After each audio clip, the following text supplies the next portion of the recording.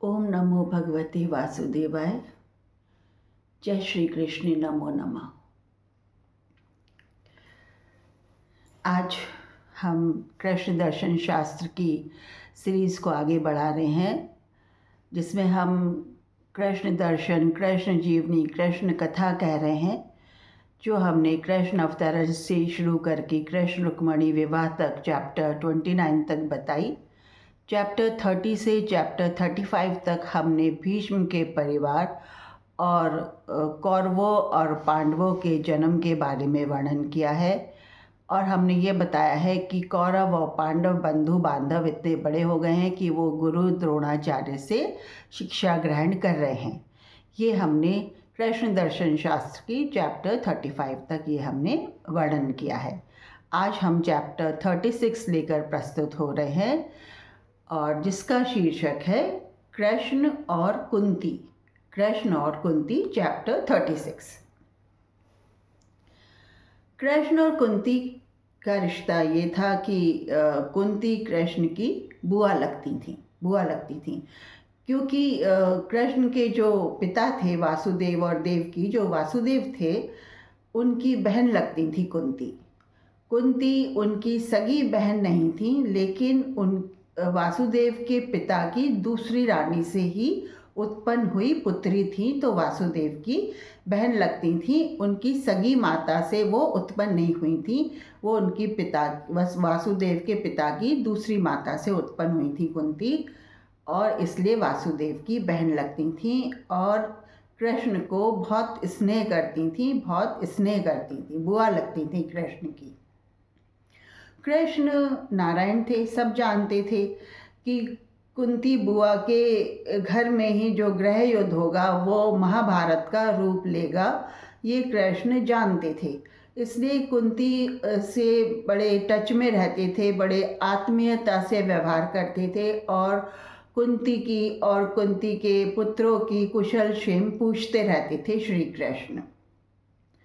पांडवों में युधिष्ठिर कृष्ण से बड़े थे, भीम भी कृष्ण से बड़े थे, लेकिन अर्जुन कृष्ण के समकक्षी थे और नकुल सहदेव कृष्ण से छोटे थे। ठीक है, समझ गए आप? इन भाइयों में उम्र का अंतर इस तरीके से था कि युधिष्ठिर और भीम कृष्ण से बड़े थे, अर्जुन उनके समान ही थे, और नकुल सहदेव कृष्ण से छोटे थे। तो जब भी बुआ कुंती वासुदेव के यहाँ घर में आती थीं, तो अपने पुत्रों को भी संग लेकर आती थी, और कृष्ण उनके साथ बड़े आत्मीयता से बात करते थे, बड़े प्रेम से बात करते थे, और अर्जुन से तो विशेष तौर से बहुत ही घुल मिल कर बात किया करते थे। कृष्ण ऐसे थे। तो अब क्या हुआ, एक दिन कुंती ने कृष्ण से कहा कि कान्हा, तू है तो वासुदेव का पुत्र, लेकिन सब तुझे यूँ कहवें कि तू नंदलाल है, नंदलाल है, नंदलाल है। कैसा लगे तुझे ऐसा सुन के? वो बोले, मैया तुझे कैसा लगे? मुझे कैसा लगता? मेरे भ्राता का पुत्र है तू, तो सब तुझे ये कहने चाहिए ना कि तू मेरे वासुदेव का पुत्र है। सब तुझे नंदलाल नंदलाल कहवें, कैसा लगे तुझे? कृष्ण समझ गए कि कुंती क्या कहना चाह रही है, क्या नहीं कहना चाह रही है। लेकिन कृष्ण ने क्या इशारा किया कुंती को? कृष्ण ने कहा कि मैया, बुआ, एक बात तो बता दे बुआ, कि तू अपने पुत्रों को क्या कहवे है? पांडु पुत्र क्यों कहवे है उन्हें, ये बता। हैं वो किसके पुत्र, ये भी तो बता दे। बस कुंती चुप हो गई। क्या बोलती? भगवान कृष्ण को तो सब पता था कि ये पांचों पुत्र देवताओं के आह्वान से उत्पन्न हुए हैं। पांडु का उसमें पांडु पुत्र ये कहे जाते हैं क्योंकि पांडु की संतान कही जाती है, पर ये पांडु से उत्पन्न हुए पुत्र नहीं है।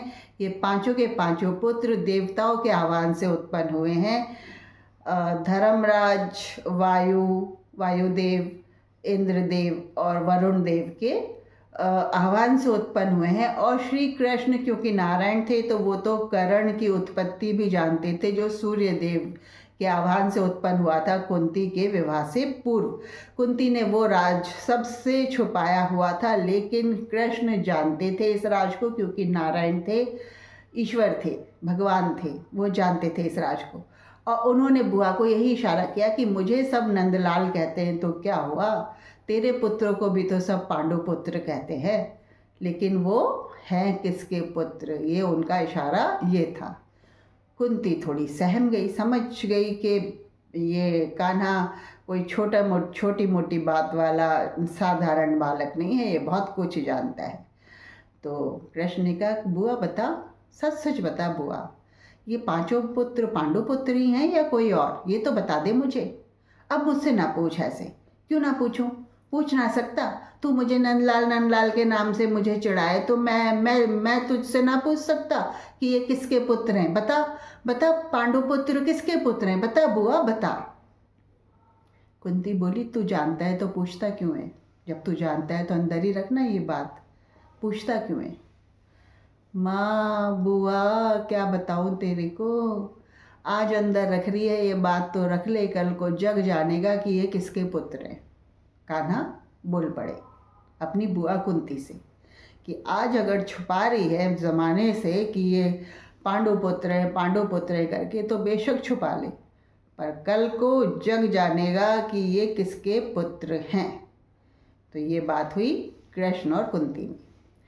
तो कुंती कृष्ण को चाहती थी, लेकिन सबसे ज़्यादा किसको चाहती थी आप जानते हैं? सबसे ज़्यादा कुंती चाहती थी अपने बड़े पुत्र युधिष्ठिर को। युधिष्ठिर पर वो इतनी प्रेम और इतना अथाह विश्वास करती थी कि युधिष्ठिर थे भी सात्विक, धार्मिक और सत्य बोलने वाले। हाँ, सत्य पे टिके रहते थे, कभी भी झूठ नहीं बोलते थे, सत्य पे टिके रहते थे, सात्विक थे, धार्मिकता लिए हुए थे। और युधिष्ठिर बड़े ही सहज और बड़े ही निर्मल हृदय के मनुष्य थे। हाँ, राजकुल में पैदा हो गए थे, लेकिन थे वो अपने व्यवहार से ब्राह्मण। ये मान लो आप, राजकुल में पैदा हो गए थे, क्षत्रिय पैदा हो गए थे, लेकिन उनका व्यवहार एक ब्राह्मण के समान निर्मल और कोमल हृदय का था। तो ऐसे थे युधिष्ठिर।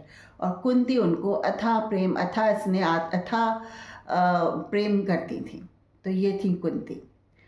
अब एक बात और बताती हूँ। हुआ यूँ कि एक बार कान्हा युधिष्ठिर से बोले, युधिष्ठिर एक बात तो बता, अगर तुझे राज सिंहासन ना मिला तो तू क्या करेगा? मुझे राज सिंहासन ना मिला तो क्या करूँगा? मतलब ये कि तू कौरवों और पांडवों में सबसे बड़ा पुत्र तू ही है यार, तू ही है, दुर्योधन भी तेरे से छोटा है, तो हस्तिनापुर का राज सिंहासन तो तुझे ही मिलेगा। अरे मुझे ना चिंता राज सिंहासन मिले या ना मिले, युधिष्ठिर बोल पड़े। तुझे क्यों चिंता ना है? अरे चिंता किस बात की है, धृतराष्ट्र है ना अभी, है ना, बैठे हुए ना वे मेरे बड़े पिता, वो संभाल रहे हैं ना, और पिता में भीष्म है वो संभाल रहे हैं ना, बस वही संभालते रहे, हम तो उनके युग में ही जी लेंगे। धर्मराज युधिष्ठिर बोले, अच्छा उनके युग में ही जी लोगे, तुम्हारा तो युग जैसे आएगा ही ना। श्री कृष्ण ने युधिष्ठिर से कहा, अरे जब आएगा तब की तब देखेंगे, अभी से क्या चिंता करनी। तू भी युधिष्ठिर सीधा सच्चा है तू तो, सच में इतना सीधा सच्चा भी नहीं होना चाहिए। कृष्ण ने कहा, तो फिर कैसा होना चाहिए? मेरी तरह, कृष्ण बोले। तेरी तरह? और क्या, तो तू भी तो सीधा ही है कान्हा। अरे मैं सीधा जितना हूँ उतना ही टेढ़ा भी हूँ, कृष्ण बोले। मुझे कौन ना जाने, पूछ लो ब्रज में जाके कि कितना सीधा हूँ और कितना टेढ़ा हूँ, है ना। सीधी उंगली से घी ना निकले तो टेढ़ी उंगली से घी निकालना जानू हूँ मैं, इतना सीधा हूँ, कह के कान्हा मुस्कुराने लगे। तो ये हमारे कन्हैया ही थे कि वो जानते थे कि युग के हिसाब से, इंसान के हिसाब से जितना सीधा बना जाए बन लो, पर अगर सीधेपन का कोई बहुत ही सीधेपन का कोई अगर फ़ायदा लेना चाहे और उस सीधेपन को कोई उसको बुद्धू बना के उसका फ़ायदा लेना चाहे और उसको मूर्खता पे पहुंचा दे सीधे पुरुष को, तो ऐसे सीधेपन का भी क्या फ़ायदा।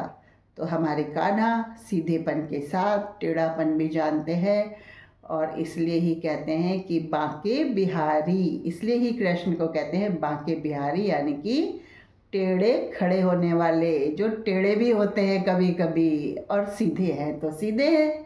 पर हमारे बांके बिहारी की तो बात ही यही है।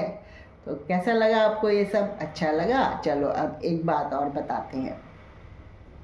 हुआ यूँ कि एक बार कृष्ण अर्जुन से बोले, अर्जुन तू तीरंदाजी तो बहुत अच्छी करता है, पर एक बात बता, अगर कोई ऐसा महानुभाव तेरे सामने आ जाए जो तेरे समकक्षी तीरंदाजी करता हो तो तू क्या करेगा? तो क्या करूँगा? युद्ध करूँगा उससे, अर्जुन बोले।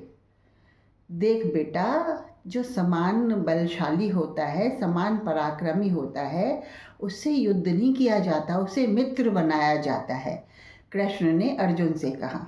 क्यों? अगर वो अपोजिट में खड़ा होगा तो युद्ध ना करूँगा? हाँ, अपोजिट में खड़ा हुआ, तेरे सामने खड़ा हुआ, तेरे समकक्ष खड़ा हुआ सामने, तो युद्ध करेगा। पर अगर मित्र बन गया तो तेरे साथ ही तो खड़ा होगा, तब तो तुम 1 से 2 होगे ना। श्री कृष्ण का ये पूछने का अर्थ ये था कि वो कर्ण की तरफ इशारा करना चाहते थे। कर्ण महाराजा धृतराष्ट्र के सारथी के यहाँ पर पल रहा था। वो साधारणतः युद्ध बाण की, धनुष बाण की कला में खुद ही प्रवीणता हासिल करता रहता था। पर कर्ण को भी भाग्य से एक गुरु मिल गए थे। उन गुरु ने उसको इतना पढ़ाया लिखाया और इतना निपुण बनाया, किसमें? अस्त्र शस्त्र चलाने में, धनुष बाण चलाने में, कि कर्ण भी अर्जुन के समान ही समकक्ष था और अर्जुन के समान ही बाण चला सकता था और अर्जुन के समान ही वीर और योद्धा था। होता भी क्यों ना, वो भी देवता के आह्वान से पैदा हुआ था, सूर्य देव के आह्वान से पैदा हुआ था कर्ण, और युधिष्ठिर का बड़ा भाई था। लेकिन पांचों पांडव इससे अनभिज्ञ थे, उनको पता ही नहीं था कि कर्ण कुंती का एक बड़ा पुत्र है जो शादी से पहले हुआ था और कुंती ने उसको बहा दिया था। और बहने के पश्चात वो पुत्र किसको पाया गया था? धृतराष्ट्र के सारथी को, रथ चलाने वाले को पाया गया था गंगा नदी में, और वहाँ पे उसकी परवरिश हो रही थी। कर्ण जब 15-16 साल का हुआ तो उसकी मुलाकात किसी तरह से दुर्योधन से हुई। दुर्योधन उसके युद्ध कौशल से बहुत प्रभावित हुआ, उसकी तीरंदाजी देख के, कर्ण की तीरंदाजी देख के, और कर्ण की तेजस्विता देख के, तेजस्वी माथा, तेजस्वी ललाट कर्ण का, और मुखमंडल ऐसा जैसे सूर्य दमक रहा हो। तो कर्ण को देखकर दुर्योधन के मन में आया कि हो ना हो ये किसी राजपुरुष से कम नहीं है, और दुर्योधन ने उसके आगे मित्रता का हाथ बढ़ा दिया, कर्ण के आगे। कर्ण को बहुत अच्छा लगा कि मैं हूँ तो एक सारथी का पुत्र, लेकिन मुझे महाराजा धृतराष्ट्र का बेटा दुर्योधन अपना मित्र बना रहा है। तो उन्होंने उसकी मित्रता स्वीकार करी और जीवन पर्यंत दुर्योधन की मित्रता स्वीकार करी। तो ये था कर्ण और दुर्योधन की मित्रता की बात। ठीक है, समझ रहे हैं ना आप? हम कृष्ण दर्शन कथा कहेंगे, कृष्ण दर्शन कहेंगे, कृष्ण दर्शन शास्त्र कह रहे हैं, और इसके साथ महाभारत की कथाओं का जो ताना बाना है उसको भी लेके चलते रहेंगे। सब कुछ सुनाना है हमें धीरे धीरे, कई कड़ियों में, कई चैप्टर्स में। आज बस इतना ही। जय श्री राधे, जय श्री हरि। खुश रहे आप सब।